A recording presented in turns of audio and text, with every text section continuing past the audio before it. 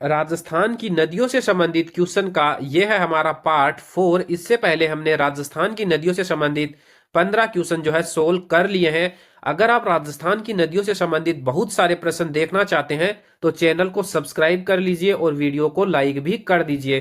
तो चलिए आज की अपनी ये क्लास स्टार्ट करते हैं। क्वेश्चन नंबर 16, निम्नलिखित में से बनास नदी कौन से जिले में प्रवाहित नहीं होती है? अजमेर, सवाई माधोपुर, कोटा, टोंक। तो जल्दी से बताइए कि इस प्रश्न का सही जवाब क्या होगा। इनमें से कौन से जिले में जो है बनास नदी प्रवाहित नहीं होती है? तो चलिए मैं बताता हूं, इसका सही जवाब होगा ऑप्शन सी, कोटा। कौन से जिले में प्रवाहित नहीं होती है? तो इसका जवाब हो जाएगा कोटा में प्रवाहित नहीं होती है।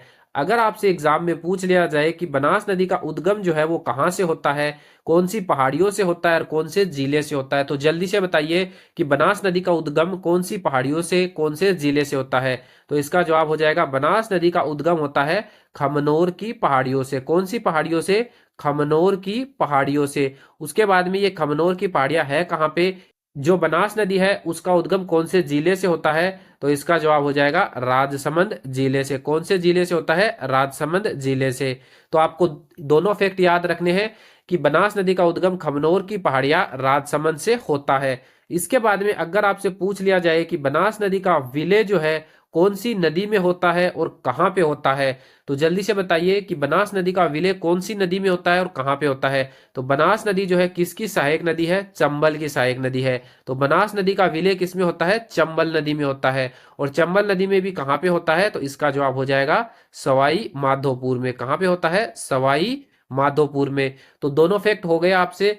तो दोनों फैक्ट जो है हो गए कि कहां से उद्गम होता है, कहां विलय होता है। इसके बाद में बनास नदी जो है राजस्थान के कौन कौन से जिलों में प्रवाहित होती है? तो राजस्थान के 6 जिलों में जो है बनास नदी प्रवाहित होती है, जिसको आप ऐसे याद कर सकते हो ABCRST। ये सीक्वेंस वाइज नहीं है, सीक्वेंस वाइज भी मैं आपको बताऊंगा कि ए से हो जाएगा अजमेर, बी से हो जाएगा भीलवाड़ा, सी से हो जाएगा चित्तौड़गढ़, आर से हो जाएगा राजसमंद, एस से हो जाएगा सवाईमाधोपुर और टी से हो जाएगा टोंक। अगर सीक्वेंस वाइज देखना है तो जो बनास नदी है इसका उद्गम होता है राजसमंद से। राजसमंद के बाद में ये चली जाती है सी फॉर चित्तौड़गढ़ में, और चित्तौड़गढ़ के बाद में ये चली जाती है बी फॉर भीलवाड़ा में, और भीलवाड़ा के बाद में चली जाती है ये ए फॉर अजमेर में, अजमेर के बाद में ये चली जाती है टी फॉर टोंक में, और टोंक के बाद में चली जाती है सवाई माधोपुर में, और सवाई माधोपुर में इसका विलय हो जाता है किसमें? चंबल नदी में। तो आपको ये सारे फैक्ट जो बताए हैं बनास नदी से रिलेटेड, ये सारे याद रखने हैं। इनसे रिलेटेड जो है आपसे एग्जाम में प्रश्न पूछा जा सकता है। इसके बाद में है क्वेश्चन नंबर 17, मेजा बांध कौन सी नदी पर बना है? खारी नदी, कोठारी नदी, डाई नदी, बनास नदी। तो जल्दी से बताइए इस प्रश्न का सही जवाब क्या होगा। मेजा बांध जो है कौन सी नदी पर बना है? तो इसका सही जवाब हो जाएगा ऑप्शन बी, कोठारी नदी पर। मेजा बांध जो है कौन सी नदी पर बना है? तो इसका जवाब क्या हो जाएगा? कोठारी नदी पर। अब आपको पता चल गया कि मेजा बांध जो है कोठारी नदी पर बना है। लेकिन अगर आपसे एग्जाम में जिला पूछ ले कि मेजा बांध कौन से जिले में बना है, तो जल्दी से बताइए कि मेजा बांध जो है कौन से जिले में बना है? तो इसका जवाब क्या हो जाएगा? भीलवाड़ा में। मेजा बांध कौन से जिले में बना है? भीलवाड़ा में। तो आपको यह फैक्ट भी ध्यान में रखना है। इसके बाद में आपको यह बताना है कि कोठारी नदी जो है कौन सी नदी की सहायक नदी है, आपसे पूछा जा सकता है एग्जाम में। तो कोठारी नदी किसकी सहायक नदी है? बनास की सहायक नदी है। तो कोठारी नदी किसकी सहायक नदी है? बनास की सहायक नदी है। उसके बाद में दूसरा फैक्ट ये पूछा जा सकता है कि कोठारी नदी का जो है उद्गम कहां से होता है? कोठारी नदी का उद्गम जो है वो कहां से होता है? तो इसका जवाब क्या हो जाएगा? दिवेर घाटी राजसमंद से। अगर जगह पूछ ले तो दिवेर घाटी, और अगर जिला पूछ ले तो जिला हो जाएगा कौन सा? राजसमंद। तो दोनों फैक्ट याद रखने हैं। दिवेर घाटी राजसमंद से जो है कोठारी नदी का उद्गम होता है। इसके बाद में कोठारी नदी का जो विलय है वो किसमें हो जाता है? क्योंकि बनास की सहायक नदी है, तो बनास में जो है कोठारी नदी का विलय कहाँ पे हो जाता है? तो इसका जवाब क्या हो जाएगा? भीलवाड़ा में। कहाँ पे हो जाता है? भीलवाड़ा में। और भीलवाड़ा में ही कौन सा बांध बना है कोठारी नदी पर? मेजा बांध। तो ये जितने भी फैक्ट बताए हैं आपको कोठारी नदी और मेजा बांध से रिलेटेड, ये सारे आपको याद रखने हैं।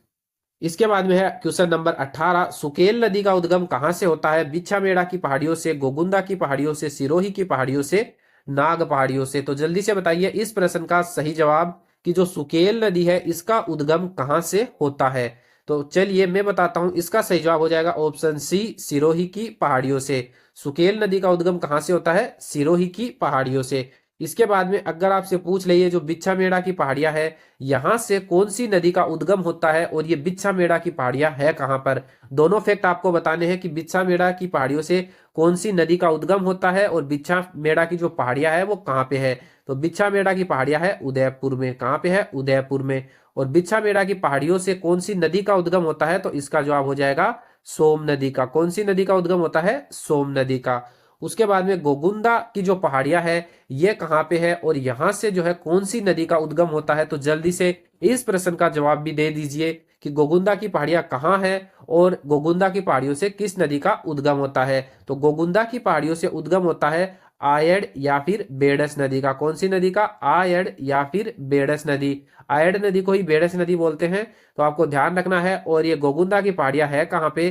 गोगुंदा की पहाड़ियां है उदयपुर में। तो इससे रिलेटेड भी आपको दोनों फैक्ट याद रखने हैं। आयड़ व बेडस नदी का जो है उद्गम होता है और गोगुंदा की पहाड़ियां उदयपुर में है। इसके बाद में नाग पहाड़ियां जो है कहां पे है और नाग पहाड़ियों से राजस्थान की कौन सी नदी का उद्गम होता है? तो जल्दी से इस प्रश्न का जवाब भी दीजिए। तो नाग पहाड़ियां जो है वो कहां पे है? अजमेर में है। राजस्थान के कौन से जिले में है? अजमेर में है। और नाग पहाड़ियों से कौन सी नदी का उद्गम होता है? तो इसका जवाब हो जाएगा लूणी नदी का। कौन सी नदी का उद्गम होता है? लूणी नदी का।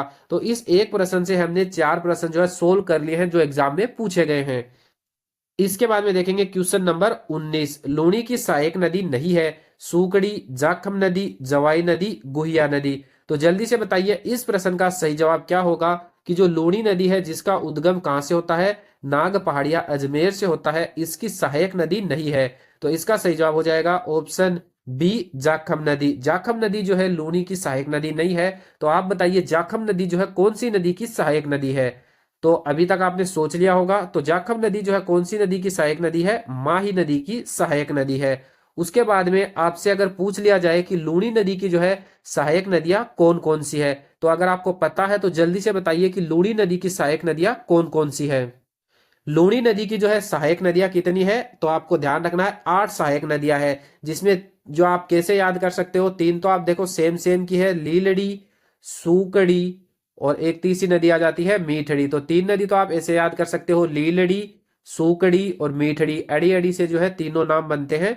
तो इन इन तीनों को आप ऐसे याद कर सकते हो, लीलड़ी, सूकड़ी और मीठड़ी। इसके बाद में आप दो जो है जैसे बनती है, जिसमें एक हो गई जवाई नदी और एक हो गई जोजड़ी नदी।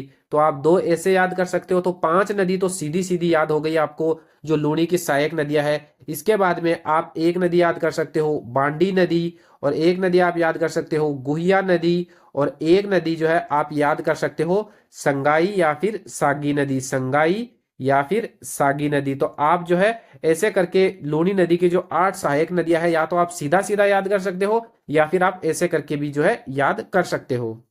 इसके बाद में क्वेश्चन नंबर 20। चंबल नदी राजस्थान में कहां से प्रवेश करती है? खांडू गांव, पाली, चौरासीगढ़, धौलपुर।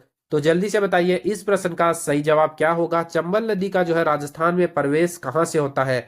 तो इसका सही जवाब होगा ऑप्शन सी, चौरासीगढ़, चित्तौड़गढ़ से। अगर आपको जगह का नाम पूछे तो चौरासीगढ़ हो जाएगा, अगर आपको जिला पूछे तो उसका जवाब क्या हो जाएगा? चित्तौड़गढ़ से। आपको पता चल गया है कि चंबल नदी जो है राजस्थान में चौरासीगढ़, चित्तौड़गढ़ से प्रवेश करती है। इसका मतलब चंबल नदी का उद्गम राजस्थान से नहीं होता है। तो आप बताइए कि चंबल नदी का उद्गम जो है वो कहां से होता है?